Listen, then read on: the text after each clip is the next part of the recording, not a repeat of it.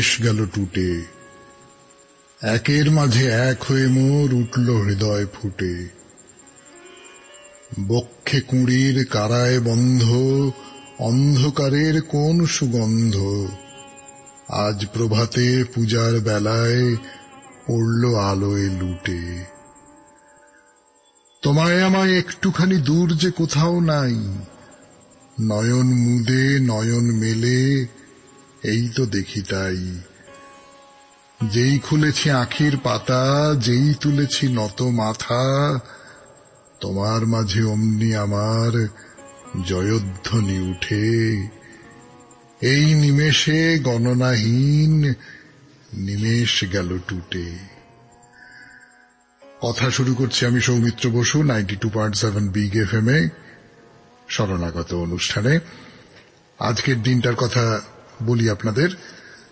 আজকে বিশুদ্ধ সিদ্ধান্ত মতে সোমবার 26শে বৈশাখ 1428, ইংরেজির 10ই মে 2021, তিথি চৈত্র কৃষ্ণপক্ষ চতুর্দশী, নক্ষত্র অশ্বিনী, সূর্যোদয়ের সময় ভোর 5:02 হয়ে 47 সূর্য অস্ত যাবার সময় সন্ধে 6:03 হয়ে 15।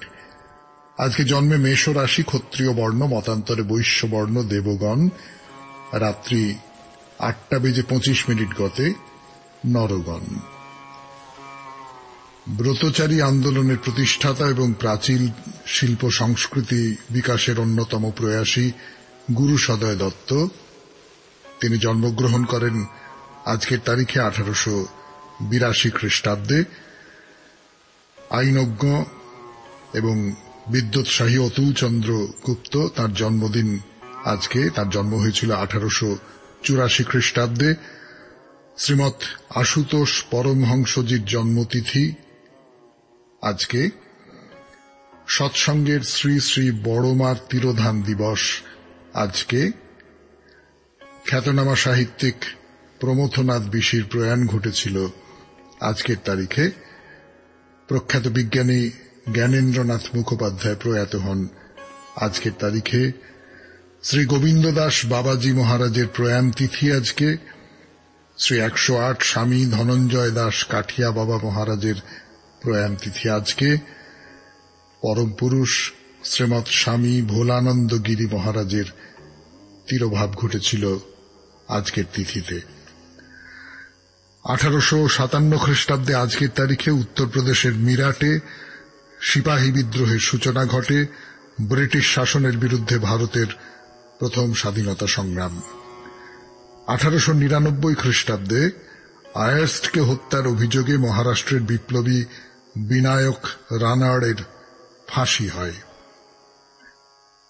আপনাদের বলি, আজকের তারিখে কলকাতায় নতুন একটা যান,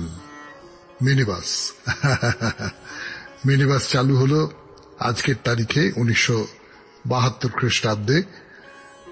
আর 1906 খ্রিস্টাব্দে আজকের তারিখেই জন্মগ্রহণ করেন পঙ্কজ কুমার মল্লিক। আমাদের হোয়াটসঅ্যাপে চিঠি পাঠাবার নাম্বার 9831922927। চিঠির গোড়ায় অতি অবশ্যই SG লিখতে হবে, সেটা আপনারা খুব ভালো করে জানেন। আর আমাদের যে ফেসবুকের পাতাটি আছে তার নাম শরণাগত সৌমিত্র, SHARAMAGATA শরণাগত, SOUMITRA সৌমিত্র। এই শরণাগত সৌমিত্র পাতায় প্রত্যেকদিন রাত্রি 9:30টার সময় আপনাদের সৌমিত্র বসু লাইভ অনুষ্ঠানে উপস্থিত হয়। সেখানে আপনাদের সকলকে স্বাগত। তাহলে শুরু করব এবার আজকে শরণাগতের পরবর্তী পর্ব, অনুষ্ঠান পরিচিতি এবং তার সঙ্গে একটা দুটো কথা। 92.7 বিগ এফএম এ শরণাগত শুনছেন আপনারা। গানের পর আবার ফিরে আসছে আমি আপনাদের সৌমিত্র বসু। সামান্য দুটো চারটে কথা বলবো আপনাদের সঙ্গে, কিন্তু তার আগে যেটা জানতে চাইব সেটা হলো কালকে কেমন লাগলো রবীন্দ্রনাথকে নিয়ে শরণাগত। অন্যরকম শরণাগত হলো একটা। কালকে রবিবার ছিল, রবিবারের শরণাগত যেরকমটা হয় তার থেকেও খানিকটা অন্য রকমের শরণাগত হলো। আপনাদের কি রকম লাগলো সেটা জানবার খুব কৌতূহল, সেটা অবশ্যই মেটাবেন চিঠি লিখে ওই আমাদের হোয়াটসঅ্যাপ নাম্বারে। এইবারে বলি আজকের অনুষ্ঠান সম্পর্কে। প্রথমে তো পুরাণ চিরন্তন। পুরাণ চিরন্তনে আমরা ওই নারদীয় পুরাণে মালি আর কোকিলিনীর গল্প বলছিলাম, যে মালি আর কোকিলিনী দুজনে জঙ্গলের মধ্যে থাকে এবং তারা ইচ্ছে মতো খাওয়া দাওয়া করে। তারপরে কি হলো, দুজনেই মারা গেল। এই যে তারপর বলবো বলবো পুরোটা শুনুন আগে। এই গল্পটা প্রায় শেষ হয়ে এলো, কিন্তু গল্পটা শুনুন, চুম্বকটা শুনে কি হবে। তারপরে প্রণমিত মারে। প্রণমিত মারেতে মাদাম কালভে আর স্বামী বিবেকানন্দ, তাদের মধ্যে নানান কথা, নানান প্রসঙ্গে কথা, নানান আচরণ, এই সমস্ত নিয়ে আমাদের প্রণমিত মারে শোনাচ্ছি আপনাদের। তো কথা হচ্ছিল পরজন্ম নিয়ে। সেই পরজন্ম নিয়ে স্বামীজি মাদামকে একটা গল্প শোনাবেন এবং সেই সঙ্গে সঙ্গে স্বামীজির যে নানান শাস্ত্রের ব্যুৎপত্তি তার কথাও আমরা খানিকটা জানতে পারব। এরপর হে মহাজীবন। হে মহাজীবন গতদিন যে ছেলেটার কথা বলেছিলাম, তার নামটা আজকে শোনাবো, যদিও আমার ধারণা আপনারা নামটা অনেকেই আন্দাজ করে ফেলেছেন। আর নতুন একটা কাহিনী, নতুন একজন মানুষের কথা। সেই মানুষটি আমার দেশের মানুষ। আমি জানি না কতজন তার নাম মনে করতে পারবেন। আপনাদের চিঠিপত্রের উত্তর এবং শেষে বাইরে দূরে। বাইরে দূরেতে ওই শ্রীলঙ্কার মন্দিরের কথা। এবার শ্রীলঙ্কার মন্দিরের কথা গুটিয়ে আনব। পরের দিন থেকে অন্য মন্দিরের দিকে যাব আমরা, আমাদের এই বাংলার মন্দিরে। শেষ করে নেব শ্রীলঙ্কার মন্দিরের কথা। 92.7 বিগ এফএম এর শরণাগত অনুষ্ঠান সূচি এখানে শেষ হলো। এরপর পুরাণ চিরন্তন। আমি আপনাদের সৌমিত্র বসু।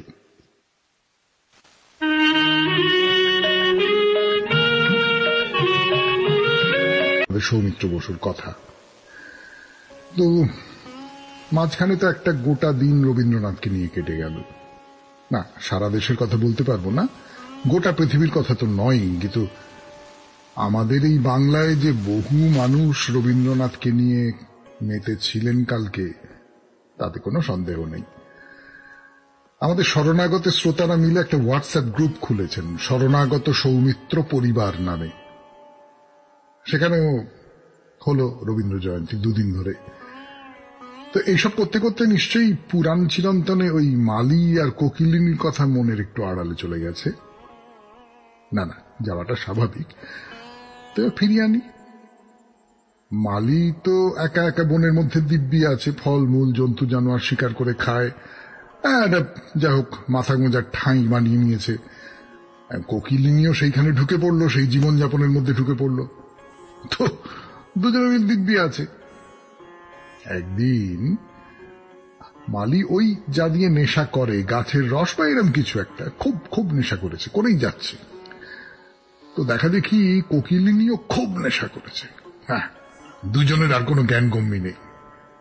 তো মালি বলছে, আজ খুব আমোদ হচ্ছে রে, আয় মন্দিরের সামনে নাচি। নাচতে শুরু করেছে দুজনে, কিন্তু শুধু নাচতে ঠিক মন ভরছে না, জমছে না আর কি।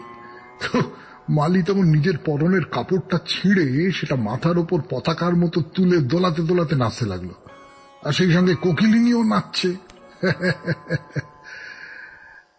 সকাল থেকে খালি পেটে নেশা, তার উপর ওই রকম উদ্দাম নাচ। একটু পরে দুজনেরই হাত ধরতে লাগলো, শরীর আনচান করতে লাগলো, এবং আমাদের ডাক্তারবাবু শ্রোতারা বলতে পারবেন কি হতে পারে। মোট কথা তারা দুজনেই মারা গেল। মারা গেল। তো তাদের নিয়ে যাওয়ার জন্য যমদূতেরা এলো। দুজনেই সারা জীবন পাপে ডুবেছিল, কোনো পুণ্যের কাজের খবর নেই, কাজেই তাদের টানতে টানতে নিয়ে যমরাজার সভায় নিয়ে যাওয়া হলো। কিন্তু চিত্রগুপ্ত খাতাপত্র দেখে বললেন যে না, সবই তো ঠিক আছে, কিন্তু একটা অসুবিধে হচ্ছে। যে কি অসুবিধে? মরবার সময় এরা দুজনে হরি মন্দিরের সামনে ধ্বজা নিয়ে নাচছিল। মানে এই যে দুজন নাচছিল আর কাপড় ছেড়ে ধ্বজার মতন করে পতাকার মতন করে দোলাচ্ছিল, যমরাজ তো আঁতকে উঠে বললেন, বলো কি চিত্রগুপ্ত, হরি মন্দিরের সামনে ধ্বজা নিয়ে নাচ? না না না না না, এর বিচার করবার কোনো অধিকার আমাদের নেই, থাকতে পারে না। এদের দুজনকে অবিলম্বে বিষ্ণু লোকে পাঠিয়ে দাও, যা হবার ও সেখানেই হবে। বলে রাজা এবার গল্প শেষ করছেন। মহারিষি বিভাণ্ডক, আমি সেই মহাপাপিষ্ঠ মালি এই জন্মে রাজা সুমতি হয়ে পৃথিবীতে এসেছি, আর কোকিলিনী জন্মেছে আমার রানী হয়ে। কিন্তু পূর্বজন্মের কথা তো আমাদের মনে আছে, তাই আমরা মন্দিরের সামনে ধ্বজা পুঁতি, সেই ধ্বজা হাতে নিয়ে নাচি, হরি বর্ণনা করি। এরপরে একটা দুটো কথা বলবার আছে আমার এই গল্পটা নিয়ে, কিন্তু সেটা আজকে না বললেও চলে, বলা যাবে আগামীকাল 92.7 বিগ এফএম এ শরণাগত অনুষ্ঠানে। আপাতত চলে যাব প্রণমী তোমারে এই পর্যায়ে স্বামী বিবেকানন্দের কথায়। শরণাগত 92.7 বিগ এফএম এ আমি আপনাদের সৌমিত্র বসু। মাদাম কালভে আর স্বামী বিবেকানন্দ, তাদের মধ্যে নানান কথা নিয়ে আমাদের এই প্রণমী তোমারে শোনাচ্ছি আপনাদের। তো স্বামীজির সঙ্গে মাদাম কালভের কথা হচ্ছিল পরজন্ম নিয়ে। পরজন্ম মানে একটা জন্মের পরে আর একটা জন্ম আছে, হ্যাঁ, সে একেবারে নতুন একটা জন্ম, নতুন। মাদাম তো ভয়ানক আপত্তি করছেন, ভয় পাচ্ছেন, অস্বস্তি বোধ করছেন, না না না না, অন্য একটা জন্ম পাবো, সেখানে এই যে আমি, আমার সমস্ত পরিচয় মুছে যাবে, একটা অন্যরকম মানুষ হয়ে জন্মাবো, বেঁচে থাকবো, তো তার মানে তো আমি সেখানে নেই, এইসব বলছেন।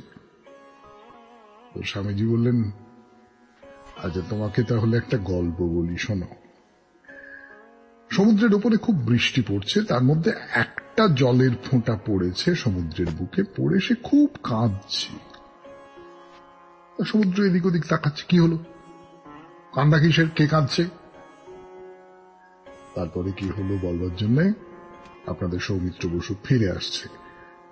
শুনছেন 92.7 বিগ এফএম এ শরণাগত, জীবনের সহজ পাঠ। কাঁদছো কেন? সেই গল্প শুনছেন আপনারা 92.7 বিগ এফএম এ শরণাগত অনুষ্ঠানে, স্বামী বিবেকানন্দের বলা গল্প।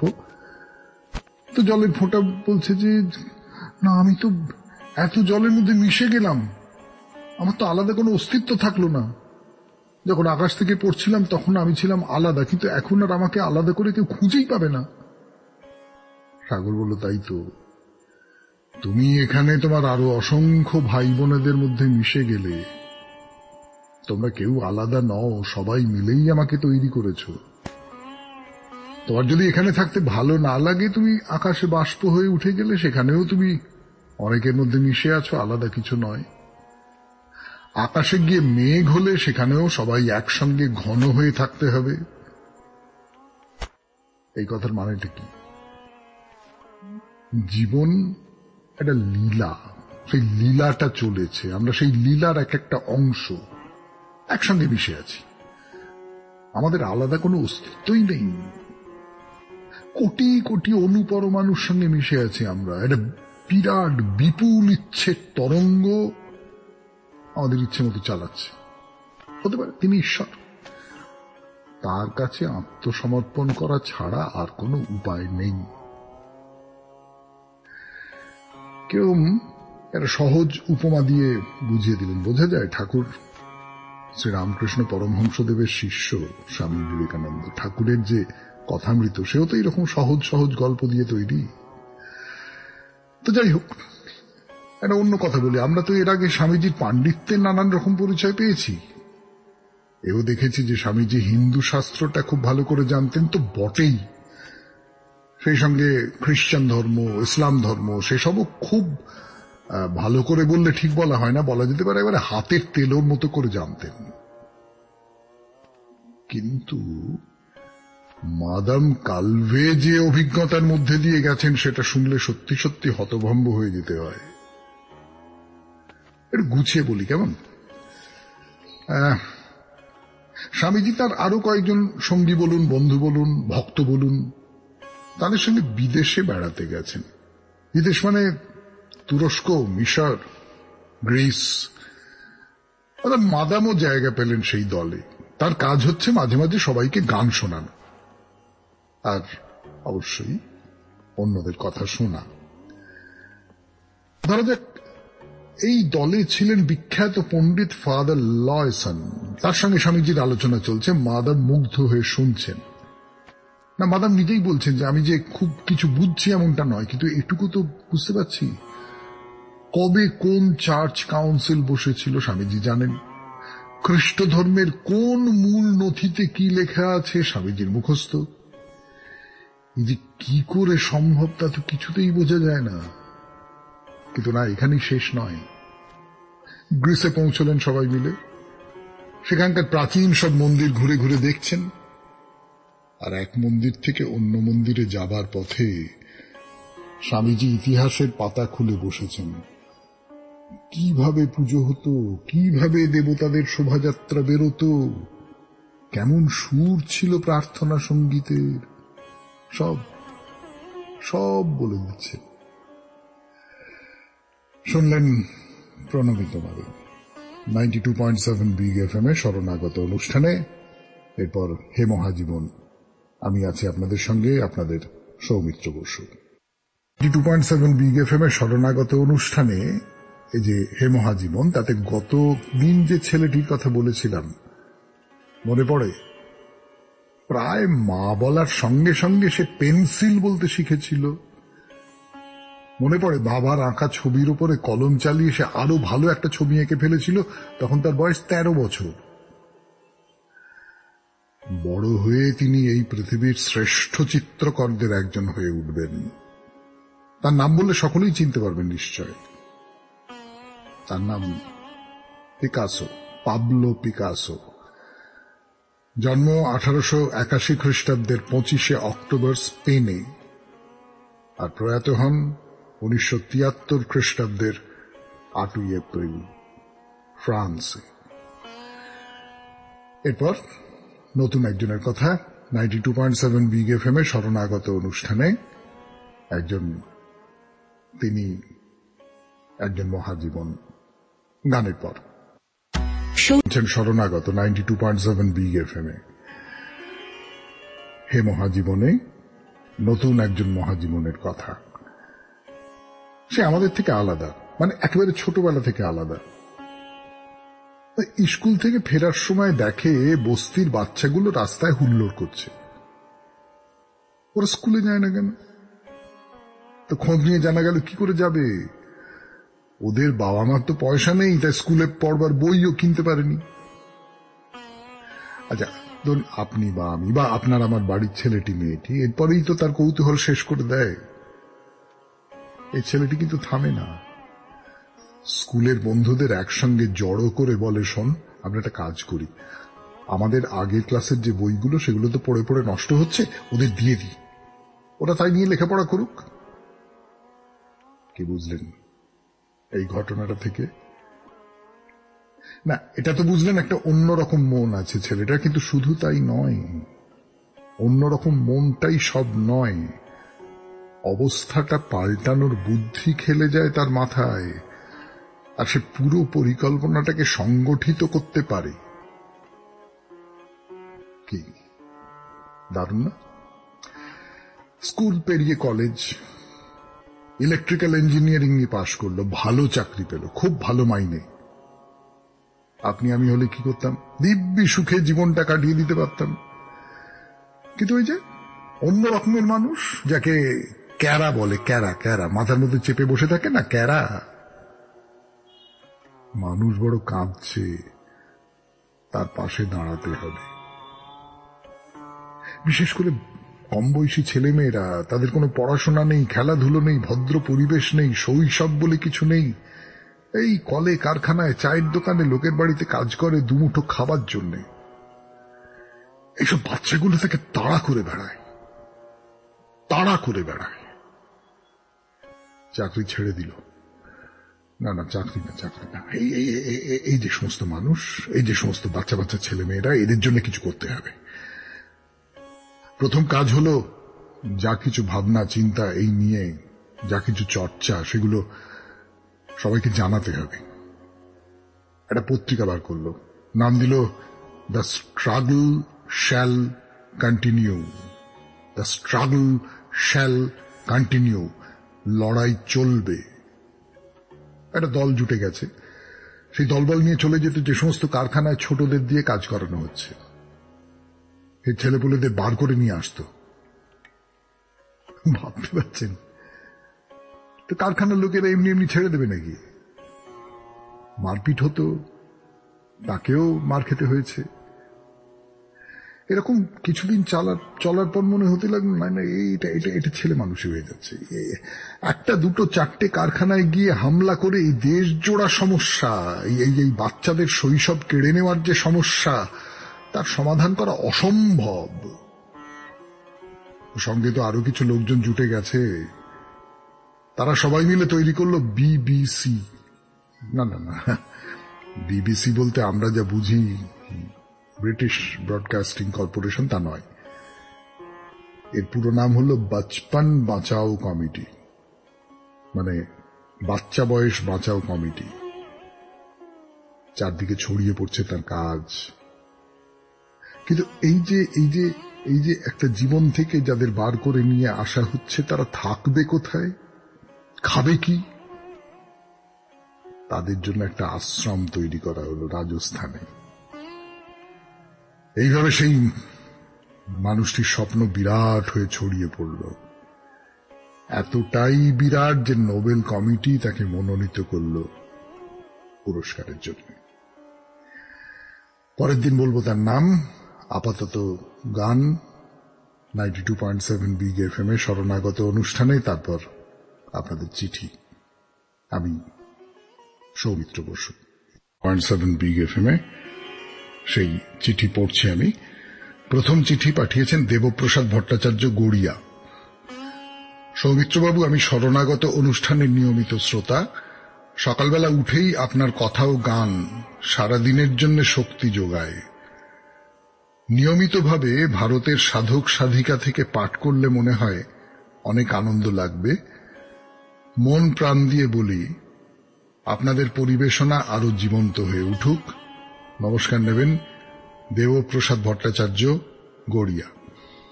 হ্যাঁ, ভারতের সাধক বা সাধিকাদের সম্পর্কে ধারাবাহিকভাবে ওই রকম করে সকালবেলা হয়তো পড়া যেতে পারে। আপনি কোন পড়ার কথা বলছেন জানি না।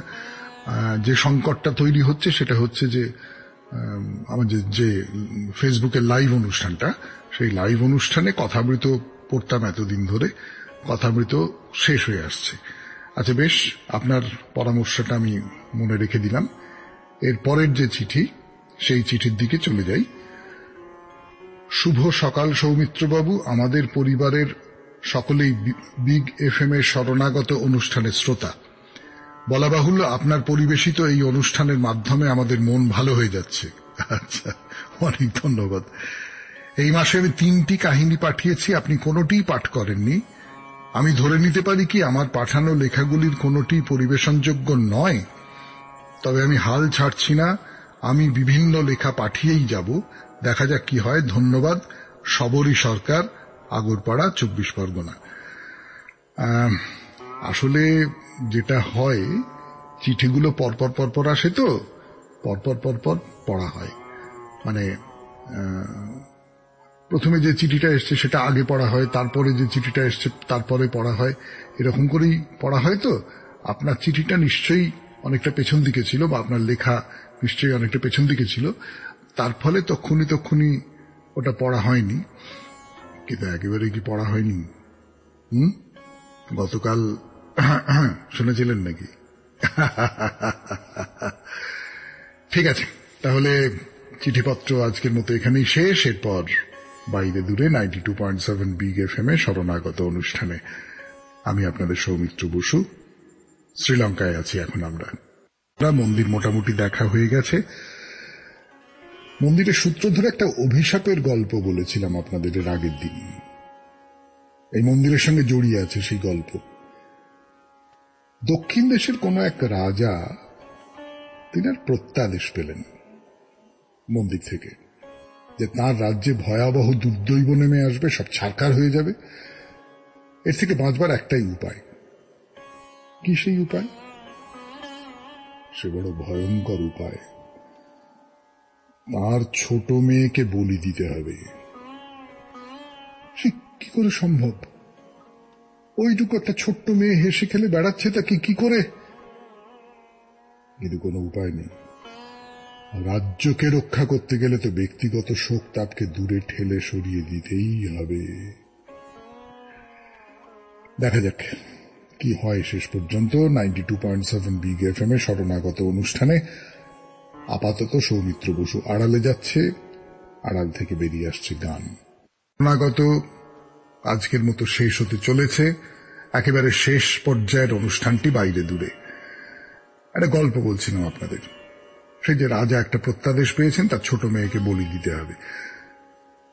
বাপ হয়ে তো নিজের হাতে বলি দিতে পারেন না, কিংবা কাউকে তার রক্তপাত ঘটানোর আদেশও তো দিতে পারেন না।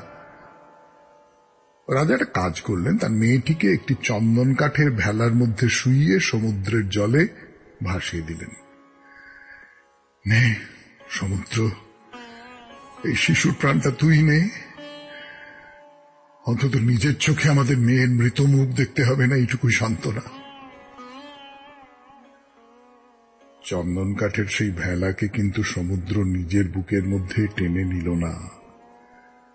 ভেলা ডুবল না, ভেলা ভাসতে ভাসতে ভাসতে ভাসতে এসে উপস্থিত হলো একটা দ্বীপে। একটা মজার কথা এই ফাঁকে বলিনি। এই যে দ্বীপটা, এই দ্বীপটার নামটা কি বলুন তো? নামটা হলো পালানকাই। পালানকাই এখন মুখে মুখে পাল্টে হয়েছে পালাকাই। তো এই পালানকাই কথাটার মানে কি বলুন তো? হাসি মুখ শিশু। মানেটা ধরতে পারলেন তো? সেই যে শিশু, সে তো সবসময় হাসে। কিরকম বিপদে পড়েছে তা আন্দাজ করবার ক্ষমতাই তার নেই। সে ওই চন্দন কাঠের ভেলায় সমুদ্রের মধ্যে ভাসতে ভাসতে হাসছে। তো তার সূত্রে গোটা দ্বীপটার নাম হয়ে গেল হাসিমুখ শিশু। যাই হোক, গল্পে ফিরে আসি। সেই দ্বীপের যিনি রাজা, তার কাছে খবর গেল চন্দন কাঠের একটা ছোট্ট ভেলায় চেপে একটা ছোট্ট মেয়ে এসে উঠেছে এই দ্বীপে। রাজা চলে গেলেন সমুদ্রের ধারে। মেয়েটিকে দেখে তার বড় ভালো লাগলো। সে মেয়ে আশ্রয় পেল তার কাছে। দিন যায়, মেয়ে বড় হয়, রাজা বুড়ো হন। একদিন রাজা মারা গেলেন। তার তো কোনো ছেলেপুলে ছিল না। তার অবর্তমানে তার ইচ্ছা অনুযায়ী এই মেয়েই হল রাজ্যের রানী। এর মধ্যে একটা ঘটনা ঘটল। কুল্লাকোট্টাম নামে এক রাজপুত্র, সেই কোথা থেকে এসে বলল যে পুরাণ ঘেটে সে দেখেছে এই যে ত্রিঙ্কমালী পাহাড়, এটা আসলে মেরু পাহাড়ের একটা অংশ, যেখানে কোণেশ্বর শিব আর পার্বতী বাস করতেন। সেখান থেকে এই পাহাড়ের অংশটা চলে এসেছে। তো রাজপুত্র সেখানে ঠিক করলো যে একটা শিব মন্দির তৈরি করবে। সেই যে মেয়েটি, সে তো সব শুনল। না, এটা হতে পারে না। এই দ্বীপের অধীশ্বর সে, এখানে যে কেউ এসে শিব মন্দির তৈরি করবে এমন কথা তো মেনে নেওয়া যায় না। যুদ্ধের জন্য মুখোমুখি হলো দুজনে, তরুণ রাজপুত্র আর তরুণী রাজকন্যা। দুজনের চোখ পড়ল দুজনের চোখে। আপনা থেকেই কন্যের চোখ নেমে গেল মাটির দিকে। কি আর বলবো, যুদ্ধ করার বদলে বিয়ে করে ফেলল দুজনে। যেখানে দুপক্ষের রক্ত গড়িয়ে পড়ার কথা ছিল, সেখানে দুজনে মিলে তৈরি করল আদিগন্ত ফসলের ক্ষেত, একটা বিশাল বড় জলাশয় তৈরি করল।